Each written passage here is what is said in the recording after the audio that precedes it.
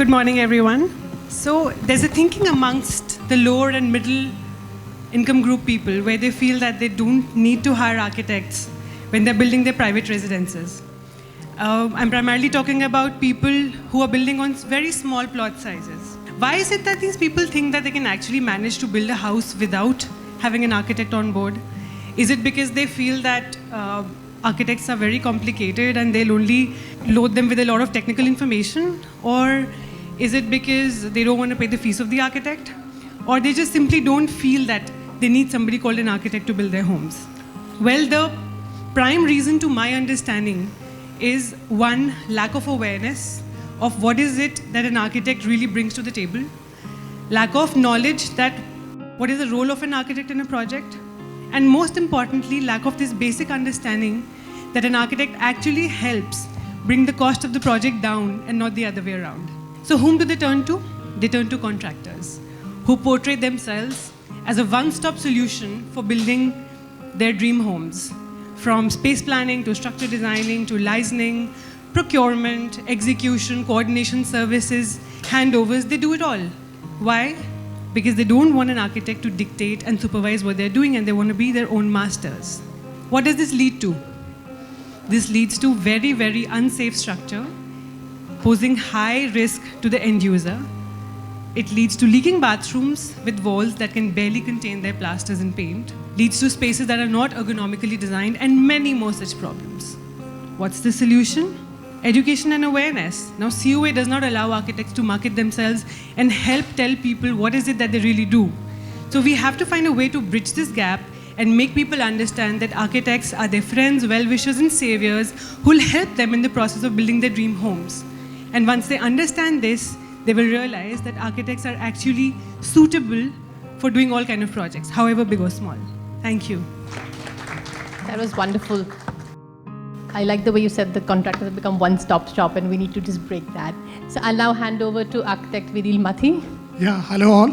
Thanks for giving us this opportunity to take part in this presentation. So basically we are talking about what architects can do for this. So the first thing is architects can better understand the client needs and other constraints of the project.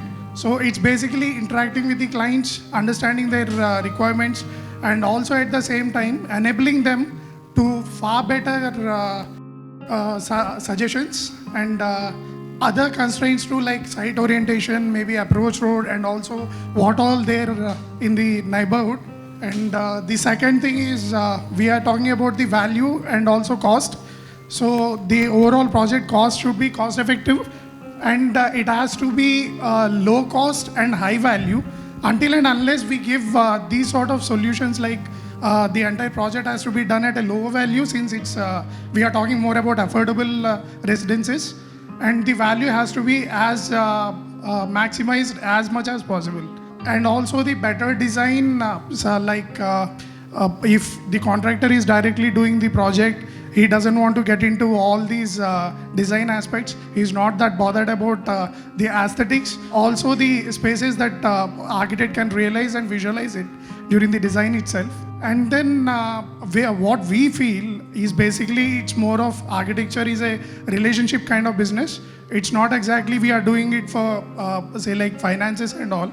The reason being the middle class has a notion that normally architects make the entire project more costly, and that's one of the major reasons that we felt in the recent time, like having architects doing the project might increase the total value of the project too.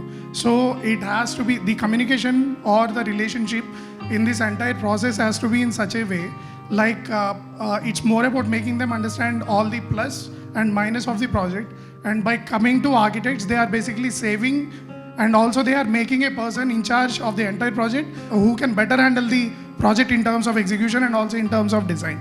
So also as someone who has done low budget residences in the recent time, I had seen it.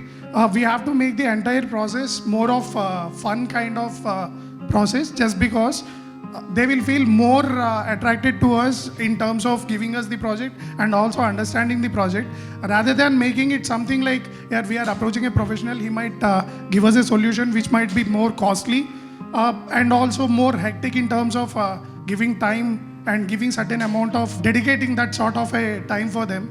So making the entire process more of like fun kind of thing might help us to do better execution in terms of design and also delivering the entire project. So I feel it might take some more time for us to crack into the lower segment or say like affordable segment in individual residences. But I think we can certainly do it considering the volume of the projects that we have. Thanks. Wow. I like the way low cost, high value, and make the entire design process, the whole working process fun. Thanks so much. We now have architect Gagandeep Kapila. Can we have her slides up, please? Hi, good afternoon. So, if truth be told, buildings can be created without an architect. Why? Because they are expensive, they delay the project, and they definitely do not listen. Now, but what do we bring to the table? We design, we bring value to the table, we educate them how to break standards, how to do things differently, how to maximize sunlight, how to maximize spaces, how to have multifunctional spaces, enrich their lifestyle, livelihood, and it gives them an environment which benefits them, their families. So, if they are not taking care of hiring an architect for their design needs and hiring a contractor to do that for them, they are definitely saving time, they are definitely cutting cost according to them, but they are definitely losing out on a lot of value addition which an architect would otherwise be bringing to them. Thank you. We next have architect Priyanka Mehra. Hi, good evening. So, when this topic came across to me, I was like, okay, I don't know what to say. I mean, you telling an architect that you're not suitable for residential design. I mean, there was a bit of back and forth which went on. So what I decided to do was ask this question, like, really we're talking about this. Instead of dwelling on what an architect can do, let's just see what happens when you don't have an architect. I'm showing some brilliant details here. I'm sure all of you will appreciate what's happening here. So I don't know what is this. It's a beautiful space. It took me some time to register what was happening here. Why was that door like this? Why there's a staircase going nowhere? But yeah, interesting, I mean, you don't get an architect on board, sure, okay. The staircase to nowhere, sure. The chicken church. I mean, it's amazing what imagination can do when you don't have an architect. And this just fits like a glove, I mean, so brilliantly done. And this is one genius staircase. I'm just wondering what the hell is happening here. And that door is so useful, just maybe somebody, just gets fed up, they just get out of the, and just jump into some lobby, I guess. And the balcony, wow. I mean, who needs a balcony outside the window? You just need it nowhere, right? Look at that apartment, it just doesn't know any boundaries. Amazing. Another one, another gem, I mean, you just need an elevation feature. Why do you need to access a balcony? You don't care about it. Okay, I think it's a very good idea, just to put a caution that there is an uneven surface and, let people fall. I mean, what's the point of getting an architect on board? And who needs an emergency exit, right? I mean, let it just go. It doesn't make a difference where the staircase is going. And this I thought was brilliant. Like, if anybody can explain to me why this door was made like that, it's really a gem. And this another beautiful structure. Another staircase which leads to nowhere. I'm just wondering, how do I get out of, like, if I just walk it through it, I don't know what happens. Yeah, and obviously, doors need not be straight. They can be installed anyway. They can be used as windows. Why do you need them to be put in, the way they're supposed to be put? The fire hydrant is just to see, there's no point of using it actually, in just case of fire, you can see there's a hydrant there. You don't need to access the door.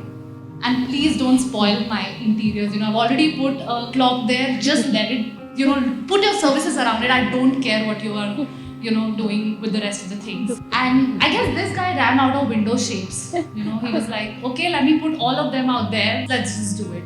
This guy is genius. You need a fan. All of us need fans. All the clients need fans. He said, okay, let's put the fan. Let's cut the column. Let's do it.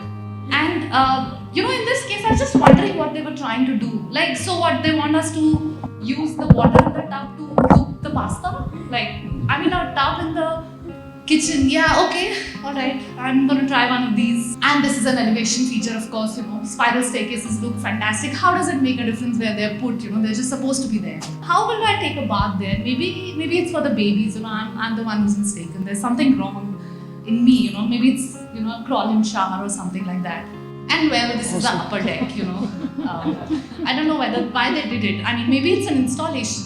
Maybe it's like, a WC can be installed above the basin as well. This guy, I think their window cleaner, just works remotely. So, they take the windows, they clean it and they put it back. So, yeah, I guess. So, what was missing in all these pictures? I'm sure all of you would be aware by now that the architect was missing. And why do we need it now? My fellow panelists have given enough information, so I'm not going to dwell too much on it. But yes, we do need an architect. We need an architect to get you a basic sense of planning. By a basic sense of proportion. That's what an architect does for you. We need an architect for a basic sense of aesthetic. They bring that to your table. We need an architect to have a safety. They put safety in place, and that's what is very, very important for all of us to have comfortable lives. And of course, we do plan cost. Yes, you might feel that an architect escalates the cost, but he also lets you save it. We also need an architect for sustainable architecture today. It's not only that you have an architect who's just making you spend money. I'm sure we know all great architects in our country and across the world who are doing some sustainable work. And that's what I would have to say. Thank you. That was brilliant. I love those slides. Hello everyone. As you know, I'm an architect and we do a lot of residences. And from my first-hand experience, I must say that architects are significant. They play a significant role in projects, no matter residences or any other, from the beginning until the handover. So besides these obvious expertise that an architect can bring onto the table, and we all know planning, lighting, materials, plumbing, electrical, many more, I'm going to focus on the not so obvious ones. Probably some recap here as well. Right. So we are sensitive designers. By that, we mean that we work through the project.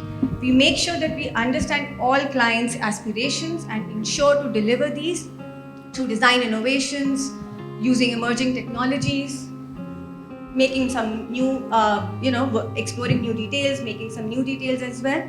But the most important is that we guide the homeowner throughout the project so that they can take an informed decision. We can also foresee a lot of construction site problems, and we make sure that we solve those on the drawing board itself.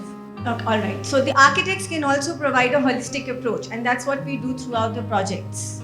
We coordinate with stakeholders like clients, vendors, contractors, and we also make sure that all the cost, time and quality is managed well.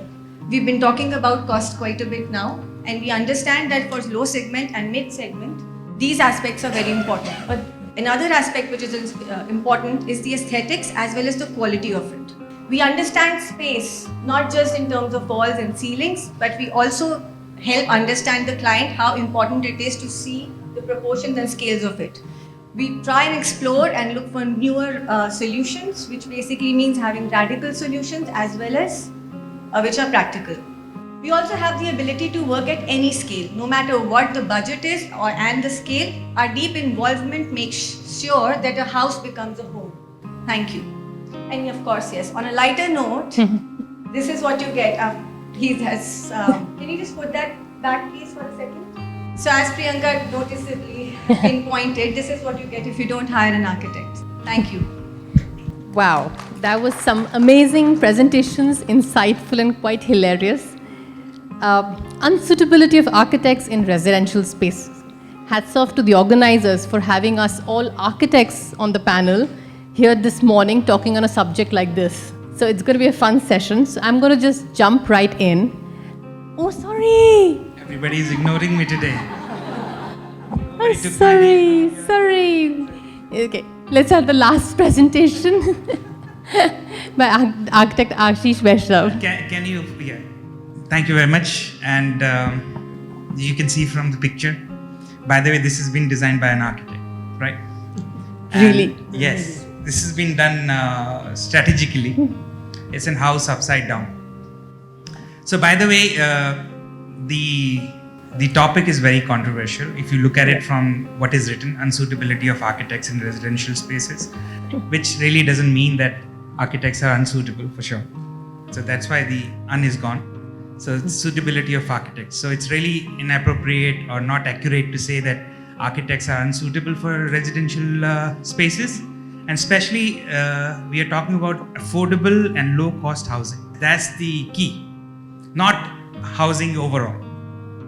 So in fact, many architects have a strong commitment to social responsibility and are interested in designing homes that are affordable, sustainable, accessible to everyone. But however, architects not always required for affordable and low cost residential housing for various reasons, because of the budget constraints, complexity, regulations, and there are many more reasons. And the picture says it all. And so basically, I'll cut it short because most of the points have been covered. And so cost is a major factor. And now, like the contractors, so basically what happens is there is for low cost or affordable housing, you go directly to the licensing architect who just stamps the plan which has been given to you by the contractor, and your house is done. So it's cut, copy, paste kind of a scenario most of the time. That's how the affordable housing, low cost housing is taken care of. And another important point which we have been discussing is about vernacular architecture, where we have the local material being used, simplistic designs and traditional legacy and all that. In there is no architect, there is no contractor, there is no licensing architect, there is nobody. So this is being done by people who are living there, and friends and community and family helps them build that house. And that is separately a very different form of architecture. But I think Chandrika ji would talk about it after we move forward. Then in terms of unsuitability of architects in residential spaces, as I told you that in the regulations, and especially people who can't afford architects, and they are very intimidated going to architects because they think these architects obviously are going to charge me a lot of fee, and then they're going to change the design, they're going to add a lot of features which are going to cost me a lot of money, and then they get discouraged. But they don't know, as everybody said, that we are there to add value, we are there to save costs, we are there to be your team member to make sure that you live in a very safe, secure space, because by the end of the day it's your home. But it's very difficult to make them understand, and especially the contractor says that, okay, you don't need an architect, I will do everything for you, you just relax and I'll make a very good home for you and I'll make a lot of money from that. That's the idea, right? Okay, and then regulations. The regulations are quite very strict sometimes, and there are no regulations, or there are places where you don't need regulations, you just go ahead and start building the house. That's what happens in most of the places in Delhi NCR. You must have seen where the crowded spaces are. There is a reason why there are a lot of architects who are not getting into this space of low cost and affordable housing, is because nobody is willing to pay. And unless until an architect is educated to do charity work, he would not get into it. So that's the thing. So you need to do charity, but not every time. You have to run the house, you have to run the office. So you need money to make things go. So that is the reason most of the architects are not really getting into this space. And but are architects not suitable? They are definitely suitable. They are the key. They are the doctors, right? They are the one who are going to make the house secure, safe, as I said. And without them, it is very difficult to get the right structure on site. So I think architects are the key. They are the backbone of any design, and no design or safe design can be without the architects. Thank you very much. Thank you. Yes. So like I said, so many aspects have been covered in the presentations by everyone regarding this very controversial topic of having us all architects here. from why we need an architect, the kind of funny examples if you don't have an architect on board, to, like you mentioned, the contractor being the one-stop shop, to the lasering and the, structural stability, etc. coming in. So let's just jump right into it, and I'm going to first try and understand what are the kind of residential spaces you all are designing. So Gagandeep, if you could just have you, what is the kind of residential spaces you're doing? I do luxury high-end boutique residences in South Delhi. Yeah. Yeah. Vineel, what about you? So we are basically concentrating on residences in and around Delhi NCR. And also, as I'm someone from South, I'm from Andhra.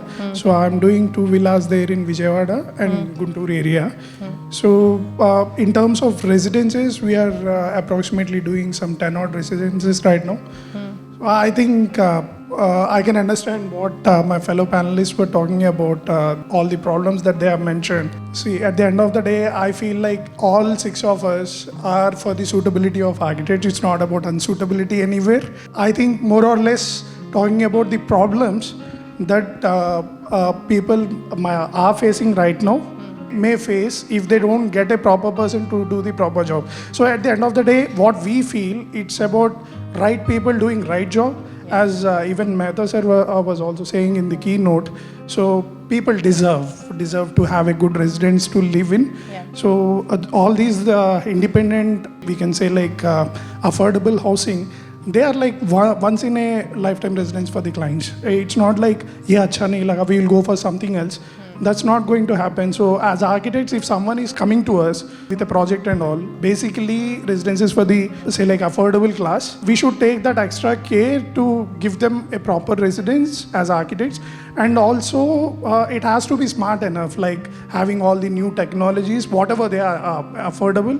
And also like solutions that architect Azish was saying, it's not just about vernacular, we can even import the vernacular solutions, maybe someplace else which we might do it, maybe some detail from Kerala. If we are able to do it in Noida too, that might reduce certain amount of cost too. So I feel it so, but sorry, coming back to your question, so I might have gone from. No. So I want to know, I want to understand what are the kind of residential spaces you're doing? So like you mentioned, yeah. Are you working with the low and mid income? Yeah. As someone who has started firm recently, majority of my projects are like in the affordable range or maybe just above that. Right. But majority of all my projects are like maybe villas in 300 square yards, 350 square yards, something like that. All right. Priyanka, what about you? What are the kind of residential spaces you're doing? So while we do a lot of high-end residences in Bombay, we're doing a couple of work in Dubai, and we're also doing work in the north. But I have recently, we've recently been approached by a lot of smaller towns. We're doing something in Bikaner. We're doing something in a place called Satna. And you will be surprised that these are not very high-end residences. They're surprisingly, I would say, middle class. Yeah. But they are okay to spend on an architect. Okay, because they have realized that there is an awareness which is coming through, and I feel where people are realizing that maybe getting an architect on board is not such a bad idea. So they will come to us, like we're doing 3 or 4 of such projects in smaller towns where they've come to us, say, okay, we are ready to pay your fees, but we'll do the construction ourselves. You guide us through. And I think that is something that we all should aim at. Obviously not everybody can afford a 20,000 rupees a square foot house. Yeah. There are people who would want to finish a house in 3,000, 4,000 rupees a square foot as well. But the point is that we have to make them aware that why do you need us to do that? Yeah. So That's so true. That's true. So Ashish, what about you? You're doing a lot of golf courses, and does that take you to the homes too? Yes, absolutely. And I've been lucky designing golf courses throughout the country and abroad as well. So we do golf-centric real estate development, and our sites start from 100 acres to 600 acres. We are doing a project in Cape Verde. It's 2,000 acres. Wow. And there are 4 championship golf courses in that site. So, but nothing, the golf is a value add. But it's for the premium you get for the residences around it. So there are, we do very limited and lifestyle ultra luxury villas around golf courses. That's our forte. And we have to make sure that the client who is investing in a golf course needs to have the premium which he's paying for, because golf by itself is not going to make money. The residents is the people who are going to pay living on the golf course, because that's an aspiration to be on a golf course, looking at the golf course, the beauty and all that. So coming back, very high-end lifestyle villas. And yeah, that's it. Nothing far from the topic that the area we're trying to touch on. Thank you. Manishi, what about you? You're doing a lot of condominiums, and are you also looking at a lot of mass housing? Yes, so we are working on high-rise apartments on the Golf Course Road on the luxury side, and we're also doing a lot of affordable housing. So I understand, even though that's multi-floors, but I understand where the affordable segment then comes in, and I understand we're sensitive towards the price points, etc. when it comes to that. Private residences, we only work on large-scale farmhouses. Most of us are actually targeting the higher HNIs and the likes over here. So Nikita, in your presentation, you talked about why the architect is there. And I love the way you touched upon all those points. But why are the majority of architects not working in mid and low-income homes? So I'll tell you, right now we also work on high-end residences, a lot of villas, international projects, international residences. But we started from very low. We started our work, we are 3 partners in the firm, and 3 of us do not have a legacy to pick up from. So we started very low, and we started with smaller projects, individual residences, even interior designing jobs, small odd jobs.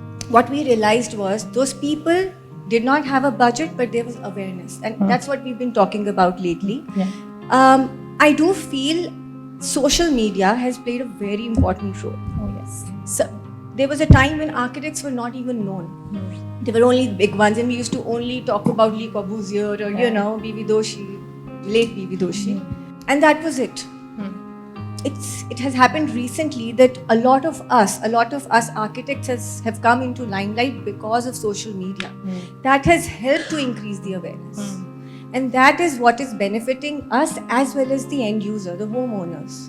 They understand the value of an architect, but what happens is that the first expense that a homeowner makes after buying a property or a land or however they are investing in it, it's probably the fee of the architect and the consideration that should an architect be a part of the whole project or not.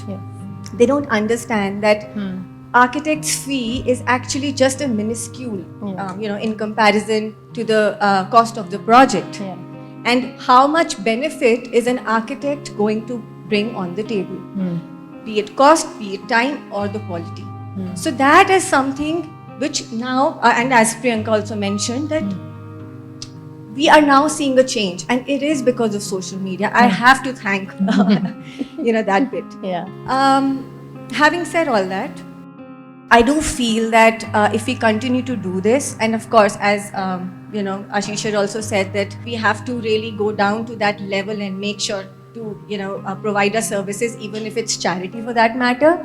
Probably some of us who are at a better position at this point in our careers should definitely start to do that. I would like to say something. I spoke about the projects not being affordable, but that does not mean we are exploiting resources. We are very sustainable in our design. We want to make sure that every design, every villa which is being built is self-sustaining, sustainable, and very close to the nature. And one thing I want to clear here today, there is a notion that golf courses are not environment friendly, but that's not the case. Golf courses are very friendly, as long as the chemical fertilizers are not being used and they are not being exploited to keep it green all the time. They are very sustainable. We have done a project in Abu Dhabi. You know how the water there is. It's all sand, but we have been able to build a 9-hole golf course, very sustainable. Only the playing areas are green. Rest of the area is all desert. So coming back, not affordable, but yes, very sustainable. There are even golf courses in the Gulf which don't have grass. Exactly. Desert golf courses don't have grass. They don't have grass. That's absolutely true. So I like to share some interesting facts. So we are sitting in India with a population of 1.4 billion people. And out of these, 69% are homeowners. And we currently have about 4 lakh HNIs. as of 2022, which means that about 965 million homeowners in the mid and low income housing that we're looking at who are not working with an architect, or maybe some are. Now, with our population growing and the demand for luxury home, it has doubled post-COVID from 7% to 14%. So you can imagine what this number of 965 million homes is going to go up. So I'm going to ask Vineel, should an architect be tapping into this market? See, at the end of the day, it all comes down to the financial part. Like, see, we are also running a consultancy. We have our own people working for us whom we have to compensate. So bringing all those things into perspective, we need to take a smart call in terms of like how we are panning out our own finances in terms of fee from the client. Maybe in such a way, or maybe look for a solution of that sort where we might be able to maximize the output from the office perspective in terms of giving out the drawings or maybe the amount of time that we are spending. But as someone, again I'm saying the same line, as someone who has started a firm recently, I'd seen that everyone starts with a residence, I think so, as an architect, maybe as a student, maybe during his student time, or maybe once he starts working for someone else, or maybe once he starts his own office. I think the first project that normally everyone comes up is a small residence, maybe irrespective of the scale and all. So I feel as a consultant, the first exposure that a person gets in this country, I think that's because of the numbers that you have shown me right now, is a residential project. Maybe he might be a relative of ours, or maybe a friend of mine, maybe someone else. Like, I just want to make a small house, can you give me a drawing or something like that. So since architectural journey starts with a residence, I feel like maybe people who have just started working in one's firm, maybe we can make them understand the standards of our office by making them do the affordable segment. So that is something that one can plan. I hope so. And also with the numbers that you have mentioned, I think there is a scope of, definitely a scope of a person working there. See, the point is there is money to be invested and there is business to be done. So as architects, I don't think it's a very smart decision on our part to leave this much of a big market untouched. So that's in terms of professionalism. But also the other point is, doing the designs, everything, that's okay, that we are being given or compensated money for that.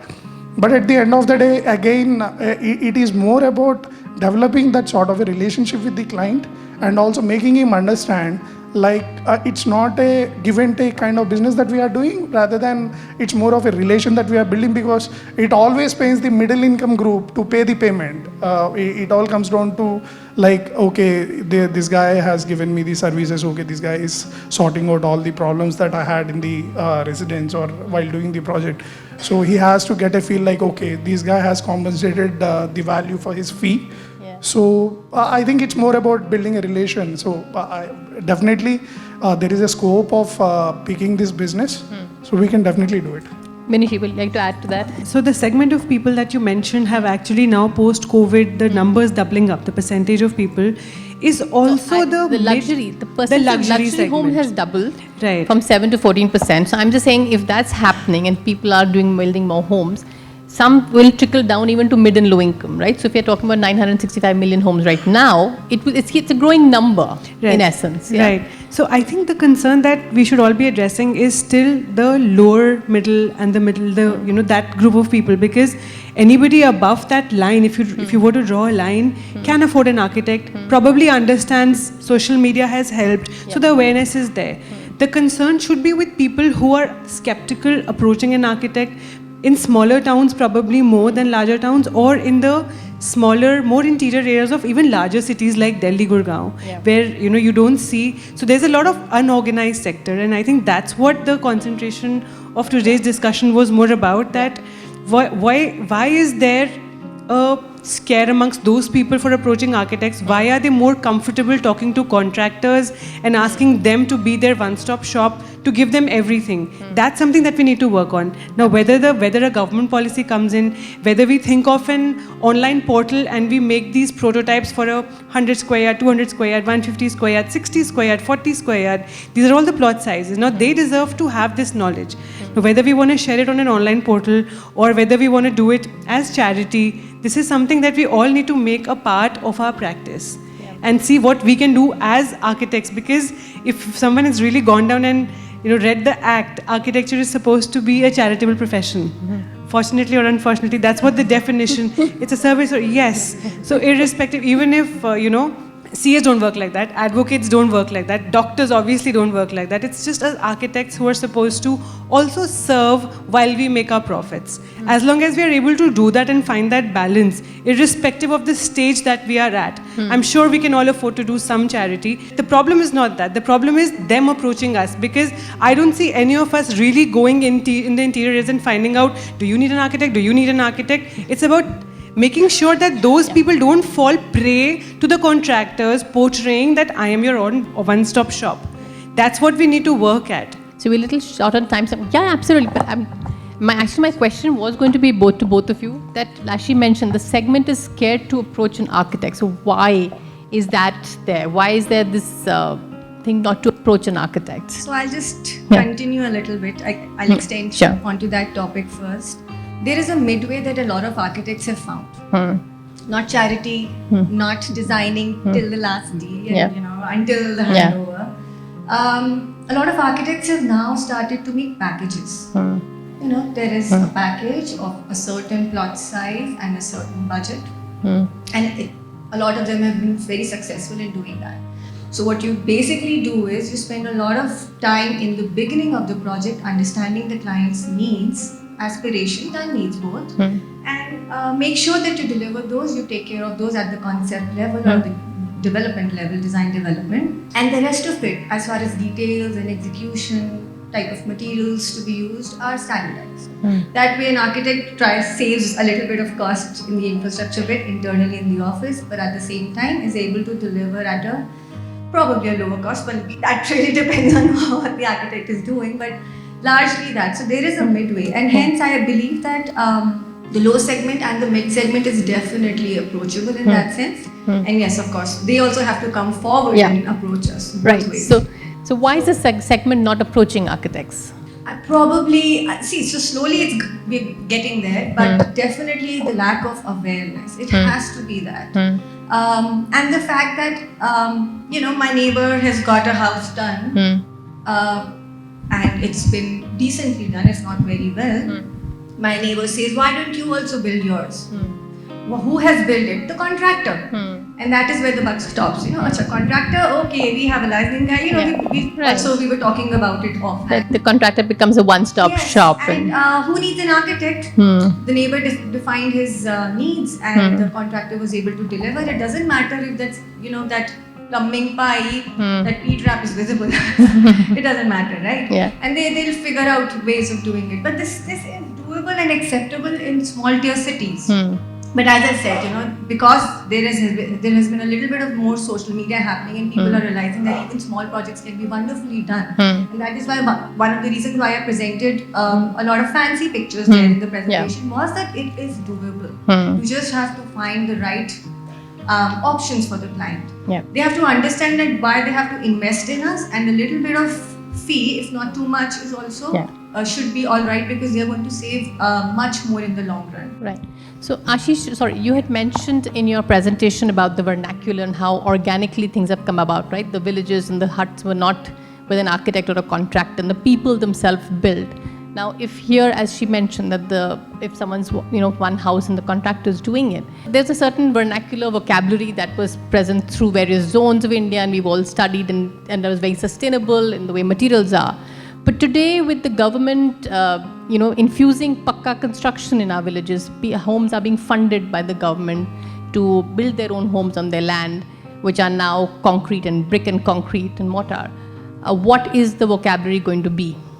You need to get registered with the government to do the projects, because otherwise they won't even look at you. That's what happens. Right. But before that, I just wanted to say that in tier 2 cities or in other villages, there's a sense of pride in saying, oh, I have designed my house, I have done this.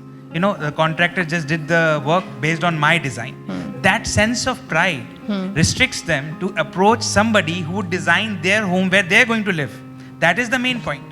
Where in other part of the, like in upper segment, urban areas, there's a sense of pride in, this architect has done it. Yeah. That so and so architect has done it. But that's the other way around when you go down to the villages. They want to feel that I am the designer of my own house. This is my house. I'm going to live there. I'm the one to choose. This is one of the things which I think would change probably in due course of time when we educate them. Yep. Now coming back, like you were saying about Pakka Ghar, we have to be Pakka and get registered, and that's the way probably. Right. I think there are two aspects to this. There is one aspect that yes, there's a huge influx of information which is there for homeowners today. We've been approached by clients who've come and told us to the point that, okay, you designed my house, but this is a presentation of how I want my house to be. This is a plan. This is where this location needs to be. This is where this location needs to be. I want my house to be finished, to be shot by this particular photographer, and to be styled by this particular stylist. I'm like, okay, why do you need me? But that is one aspect. The second aspect, what he said was, yes, that pride is there. That, okay, I did design my house. I did. I know everything. I think, but somewhere that particular aspect is a lot more what we faced in larger cities, because the information is so much that the client is like, मुझे तो सब कुछ आता ही है, आप क्या बताओगे? Which is not so much in smaller cities. So if you see a lot of architects are working in smaller cities. I mean, we have contemporaries, so many of them, going to these cities, and people are approaching and say, okay, we're going to pay, like I said, we're going to pay your fees, but just make sure that the cost is, sort of controlled. So that awareness is a lot more in smaller cities, is what my personal experience has been. But I feel that the whole middle segment, the reason why they're not approaching an architect is because the education is not there. So they basically define a process into a design process and construction process, out of which the design process is, according to them, completely to be done away with. So they approach the contractor, get the specifications for the construction, and just, begin. आप करते क्या? आप तो सिर्फ drawing बनाते हो. I grow grasses. I think, what? We all know self-medication is a bad habit. Yeah. We just need to relate it to architecture and make people aware that self-design is going to be harmful for your health. Absolutely. And also very quickly, the prototypes. Now you were talking about the websites. There are loads of them now. You go pick the house based on your site. You don't need an architect. Give it to the contractor. You're done. And who is running it's a trend anyway. Like people do it. Like there are genuine government-approved portals where you can actually pay, get a design, and there anyway people build on their own. So I'm now going to just we're running out of time. Going to take some closing remarks by just saying we did our presentation where we all established that architects are required in this segment, and here we're talking about how portals are available. This is it. So how can we, as a fraternity, bridge this gap? Can we start with Nikita? How can we bridge the gap that we need an architect in the segment, and there are others out there, contractors and portals, but how do we get there? How do we bridge the gap? Panels like these will definitely help. Discussions that are more open. We have to show ourselves as approachable. That is the first and foremost step. Yeah. How do doctors, manage to do that in villages? When we start to be there, be present for them, and tell them that you could have done this better, maybe. The homeowner will definitely pass on that message to his neighbor, as I said, who's going to build a house, and tell them, it's not bad to consider an architect as well. Yeah. So it definitely starts from that. Right. Priyanka, what about you? I think somewhere it also needs to come down from the government, from the Council of Architecture. There has to be some sort of a regulation which is still not there in our country. Yeah. I mean, the interior sector is completely unregulated. Anybody can do an interior design. Similarly, even for architecture, I think certain regulations need to be put in place. Of course, with the fraternity, with the government, hands in hands, and that is what will definitely help. Yeah. Whether it's an affordable sector or it's the luxury sector. I completely agree. We need to have a lot of regulations down there. Grassroots. When you talk about masses, anything which needs to be like gully cricket, you need to be out there, right? We are talking here in a 5-star hotel, looks very fancy, but we are not there. Yeah. So there must be people out there helping villagers we are not aware of. Architects, designers, contractors, they are doing it. But you cannot go to the masses with sitting here. And do you have the time? Do you have the energy? Do you have the resources? Maybe, maybe not. Yeah. So it all depends on that. You have to be there. Be out there more. Yes, Yeah. that's the only way. I feel a larger community needs to come together to make design affordable. So at the present, design is not affordable. Construction can be managed because you are controlling everything. Design you're not controlling. So we have to figure out some parameters by means of which we make the process of design approachable and affordable to the masses. Out of all the professions that we know, like architects, CA and advocates and doctors, architecture is like a baby. It's brand new. It's just been 50 years to the Architects Act that it's become like a recognized profession. From that point of view, we've come a long way today. Whether it was social media, whether it was having that these many women in the panel is also like a practicing architects. It's a thing because it wasn't the case a few years back. So yes, so we have come a long way, but then miles to go before I sleep. Yes, so I completely agree with Priyanka. That's something I had on my mind as well. For that, COA needs to come up. We need to probably have drives, making people aware that this is what you gain, this is what you lose. Similar way where we tell them that why vaccination is important and why so these kind of something as basic and simple as that we need to really get down like he said. So a lot needs to be done, and we should probably in the next time think about calling somebody from the COA in a panel like this so that something can actually be done instead of talking like he said in a 5-star hotel. I just realized that if we also connect with the contractors, because that's where it all starts at the lower level. No, if we make sure that, however, I don't know, the fee is absorbed or however, but it may start properly and at the right level when we connect with the contractors as well. One of the points I think no one touched upon, I was about to say, is accessibility in terms of location. Most of us are sitting in big cities, right? These contractors and the people who are working on site have come from these smaller cities. So they come with the experience and we are not there. So yes, if there are architectural colleges in some bigger cities, we should have people working in all tier 3, 4, 5, 6. Then they become the accessible point. So even their operational cost will be much lesser. They'll be able to be, take it into that segment also better in terms of being locally aware of the requirements, materials, etc. Just thinking loud. Yeah. Internship should happen in that area. Actually. Yeah. Internships should not Just be like in urban doctors. areas. Yep. Should be there in Like rural doctors, areas. yeah. Let the students help the villagers, help the contractors. Yes. Because anyways they are doing it 6 free. months, go and learn. So, isn't it? Yeah. Yeah, maybe. That's a good idea. Which the basic thing which I feel is like we have to make the client understand that he deserves more than what he is getting in the maybe local area or maybe what the contractor is giving. Once we make them understand, like we do the tasting for food, right? When a big buffet has been ordered or maybe about to be served, we just have a taste of everything, like what's tasting better. So maybe if we can make them understand that you deserve much more than what you are getting, so I think that will sort out every problem. Maybe so. Maybe. Like you mentioned, value for money at a lower cost. But at the end of the day, I like the way architects mentioned, Mehta, in the keynote speech, that we are professionals and construction is a large part of a big industry catering to so many people. So that awareness to use a professional and that approachability has to be there. Smartex.